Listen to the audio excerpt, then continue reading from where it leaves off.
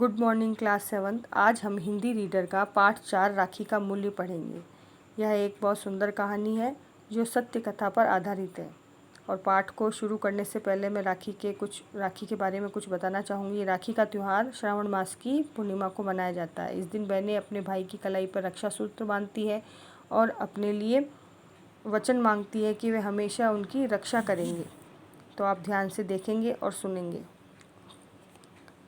चित्तौड़ के भीतरी भाग में महाराणा सांगा की पत्नियां कर्मवती, जवारबाई तथा क्षत्राणियां थालियों में राखी सजाए खड़ी थे।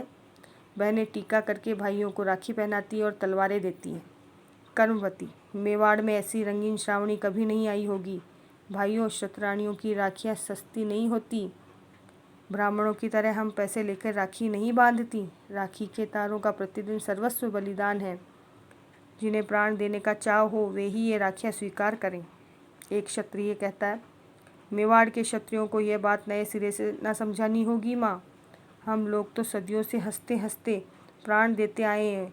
हमारी इस अजय शक्ति का स्रोत और कहाँ है? बहनों की राखियों के ये धागे ही हमें बल देते आए हैं। कर्मावती कहती है, धन्य हो वीरों, तुमसे यही आशा थी। अच्छा आओ, राखी की इस मर्यादा में बंधकर प्रतिज्ञा करो कि प्राण रहते मेवाड़ की पताका को झुकने ना दोगे। सब एक साथ बोलते हैं, यही होगा माँ, यही होगा। कर्मवती, मेवाड़ के सपूतों, मेवाड़ के अभिमान तुम ही हो। तुम्हारी कीर्ति अमर है। जाओ, रणभूमि तुम्हारी प्रतीक्षा कर रही है। अभिवादन करके क्षत्रियों का प्रस्थान होता है। कर्मवती, बहनों तुम शीघ्र घर जाकर वीर व्रत की तैयारी करो। जवारबाई के अतिरिक्त सब बहनें प्रस्थान कर लेती हैं। कर्मवती, हाँ बाघ सिंह जी, युद्ध का क्या हाल है? बाघ सिंह जी, राजपूत वीरता से लड़ रहे हैं, किंतु एक तो हमारी संख्या बहुत कम है, दूसरा शत्रुओं का यूरोपियन तोपखाना आग उगल रहा है। उसका मुकाबला तलवारों से तो नहीं हो सकता। हमें मरना है और हम हंसते हंसते मरेंगे और बहुतों को मार कर मरेंगे। पर दुख तो यही है कि हम मरकर भी आन की रक्षा न कर पाएंगे।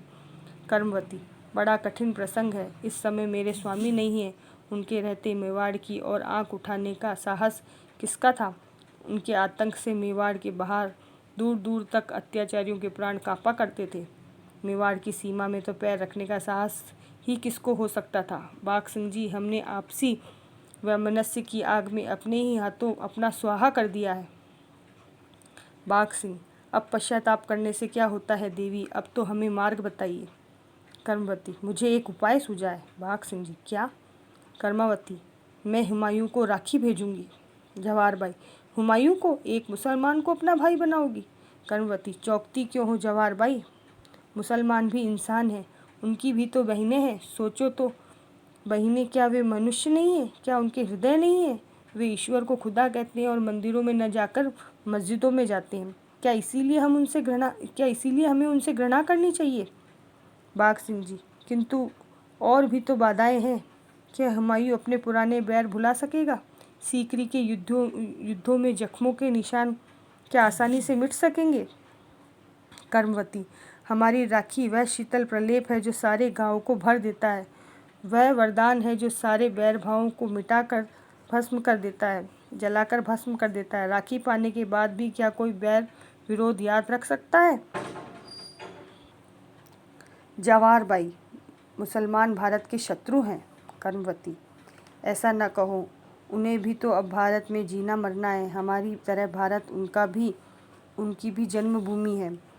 अब उन्हें काफिले में लाद कर अरब नहीं भेजा जा सकता। उन्हें रहना पड़ेगा और हमें उन्हें रखना पड़ेगा। वे हमें भाई समझे और हम उन्हें। यही स्वाभाविक है, यही उचित है। इस विकट अवसर पर मेवाड़ की रक्षा का कोई और उपाय भी क्या है? बाघ सिंह जी, आप ही कुछ बताइए, आपकी क्या सम्मति है? बाघ सिंह जी कहते हैं, हम तो आज्ञा का पालन करना जानते हैं, सम्मति देना नहीं। कर्मवती, अच्छा तो फिर वही हो। भ्रातृत्व और मनुष्यत्व पर विश्वास करके हुमायूं की परीक्षा ली जाए। लीजिए ये राखी और यह पत्र आज ही दूत के हाथ बादशाह हुमायूं के पास भेजिए। राखी और पत्र देती है कर्मावती देती है। जवाहरबाई, अच्छी बात है, हम भी देखेंगे कौन कितने पानी में है।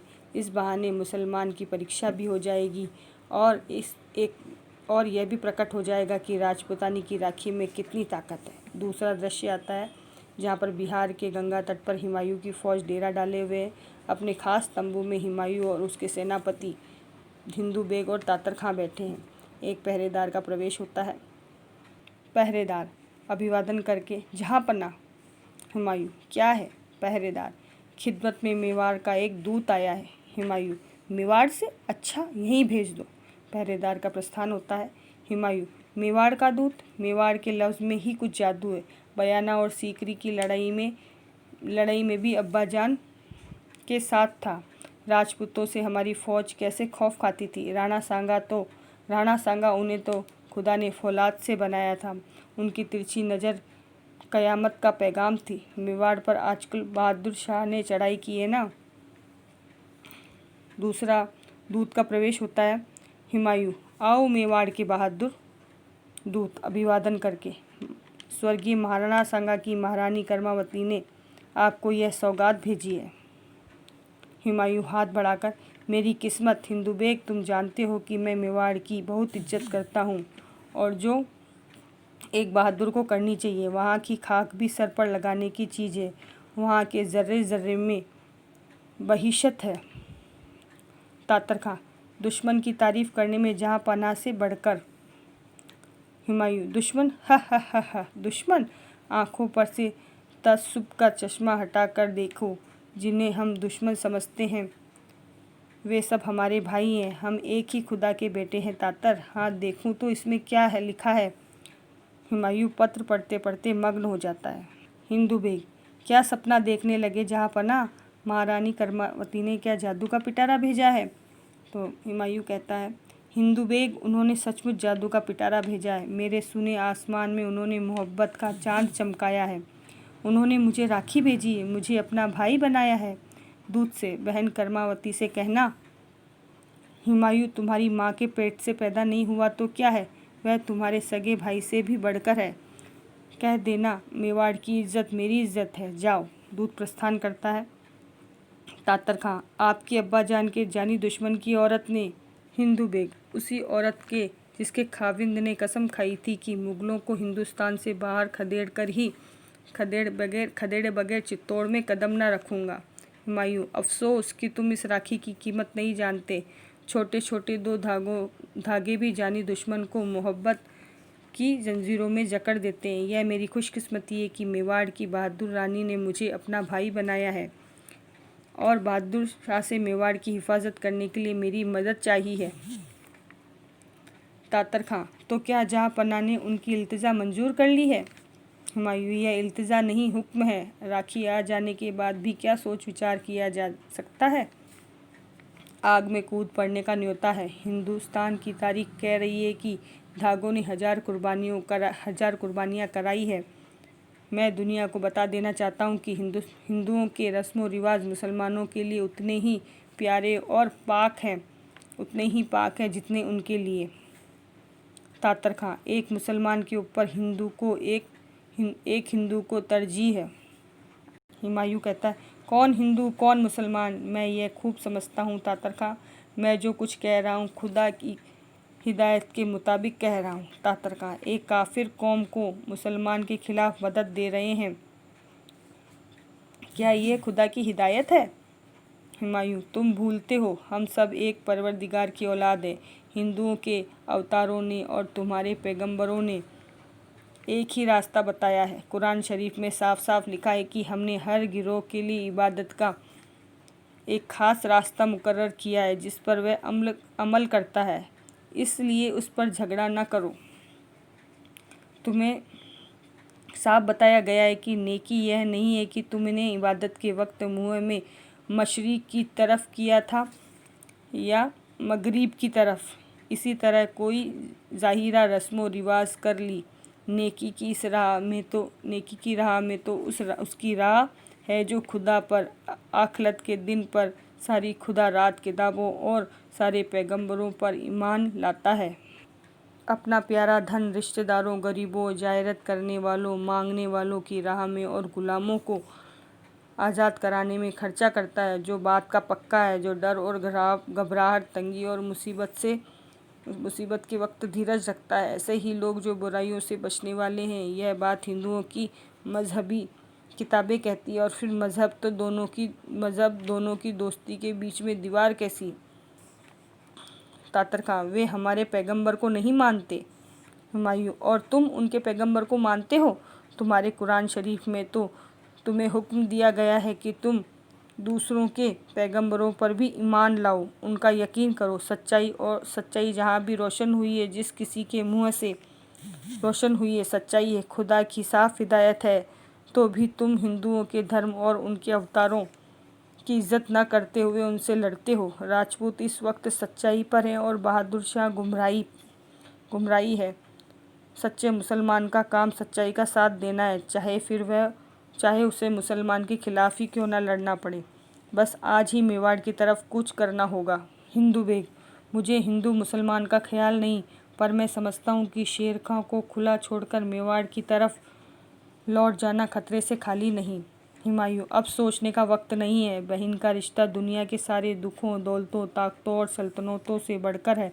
मैं इस रिश्ते की इज्जत रखूँगा, सल्तनत जाए, पर मैं दुनिया को यह कहते हुए नहीं सुनना चाहता कि मुसलमान बहन की इज्जत करना नहीं जानते। तख्त से उतरकर किसी बहन के दिल में जगह पा सकूं तो अपने आप को दुनिया का बड़ा खुशकिस्मत इंसान समझूंगा। बहन कर्मावती, तुम्हारी राखी मुझे वही ताकत दे जो राजपूतों को देती आई है। तातर का, हिंदू बेग, जल्द फौज तैयार करो। तो देखा आपने, कितनी सुंदर स्टोरी है, कितनी सुंदर कहानी है, और ये सत्य कथा पर आधारित है। ऐसा सच में हुआ था। अब हम इस पार्ट से रिलेटेड शब्दार्थ देखेंगे। प्रतिदान यानी बदले में। प्रतिदिन नहीं, यहाँ प्रतिदान लिखा हुआ है, ध्यान से देखेंगे। प्रतिदान यानी बदले में। सर्वस्व बलिदान यानी सब कुछ न्योछावर कर देना। अजय यानी अविजित, जो जीती ना गई हो। स्रोत यानी उद्गम स्थल। पताका यानी ध्वज। कीर्ति यानी मरने के पश्चात मिलने वाली प्रसिद्धि। प्रस्थान यानी जाना। स्वामी यानी पति। वैमनस्य यानी फूट। स्वाहा यानी नाश। प्रलेप यानी अंग पर लगाने की गीली दवा यानी मरहम। विकट यानी कठिन या घोर। सम्मति यानी राय। खिदमत यानी सेवा। लफ्ज़ यानी शब्द। खाक यानी धूल मिट्टी। जर्रे जर्रे में यानी कण कण में। बहिशत यानी स्वर्ग। इल्तिजा यानी प्रार्थना। पाक यानी पवित्र। तरजीह यानी प्राथमिकता। हिदायत यानी निर्देश, आज्ञा। इबादत यानी ईश्वर की प्रार्थना। मुकर्रर यानी निश्चित। और अमल करना यानी अपनाना या क्या कार्य करना। तो इससे शब्दार्थ रिलेटेड शब्दार्थ हमने पढ़े। ये सभी शब्दार्थ आप अपनी कॉपी में सुंदर हैंडराइटिंग में करेंगे। और अब हम इसके प्रश्न उत्तर करेंगे, तो ध्यान से देखिए। पाठ 4, राखी का मूल्य के अभ्यास प्रश्न हम देखेंगे। प्रश्न 1, रानी कर्मावती कौन थी? रानी कर्मावती चित्तौड़ के महाराणा सांगा की पत्नी थी रानी कर्मावती। प्रश्न 2, मेवाड़ के राजपूत किसके विरुद्ध युद्ध लड़ रहे थे? तो मेवाड़ के राजपूत गुजरात के शासक बहादुर शाह के खिलाफ विरुद्ध युद्ध लड़ रहे थे। खिलाफ या विरुद्ध बात एक ही है। प्रश्न 3 देखेंगे, कर्मवती ने किस आशंका के कारण हुमायूं को राखी भेजी? तो कर्मवती ने रक्षा सूत्र भेजा या राखी भेजी। उत्तर 3 देखेंगे, रानी कर्मावती को आशंका थी कि उनमें उनके सैनिकों की संख्या बहुत कम है, कहीं ऐसा न हो कि गुजरात का शासक बहादुर शाह इसी बात का लाभ उठाते हुए चित्तौड़ को अपना गुलाम बना ले। इसी आशंका के कारण रानी कर्मावती ने हुमायूं को रक्षा सूत्र भेजकर उससे मदद मांगी। प्रश्न 4 देखेंगे, हुमायूं के पास रक्षा सूत्र लेकर कौन गया? तो हुमायूं के पास रक्षा सूत्र लेकर दूत गया, रानी कर्मावती का दूत गया। प्रश्न 5 देखेंगे, कर्मावती को हुमायूं से क्या आशा थी? तो कर्मावती को हुमायूं से आशा थी कि हुमायूं उनके रक्षा सूत्र का मान रखेगा और उनकी मदद अवश्य करेगा। प्रश्न 6 देखेंगे, कर्मवती का पत्र पढ़कर हुमायूं पर क्या प्रभाव पड़ा? तो कर्मवती का पत्र पढ़कर हुमायूं बहुत खुश हुआ और हुमायूं ने रानी कर्मवती की राखी को जादू का पिटारा कहा, और पिटारा कहते हुए कहा कि मेरे सूने आसमान में मोहब्बत का चांद चमक गया। उन्होंने यही कहा था कि मेरे सूने आसमान में मोहब्बत का चांद चमक गया। रानी कर्मवती ने मुझे अपना भाई बनाया है और मैं इस रिश्ते की इज्जत रखूँगा और रानी कर्मावती की मदद अवश्य करूँगा। तो ये आपके प्रश्न उत्तर हो गए। अब हम भाषा बोध से देखेंगे कि निम्नलिखित प्रश्नों के निम्नलिखित शब्दों के विशेषण बनाइए। ये सारे शब्द आपके संज्ञा हैं और इस संज्ञा से हमें विशेषण बनाने हैं। तो शरीर से हम विशेषण बनाएंगे शारीरिक, अपमान से अपमानित, बाहर से बाहरी, स्वभाव से स्वाभाविक, व्यापार से व्यापारिक।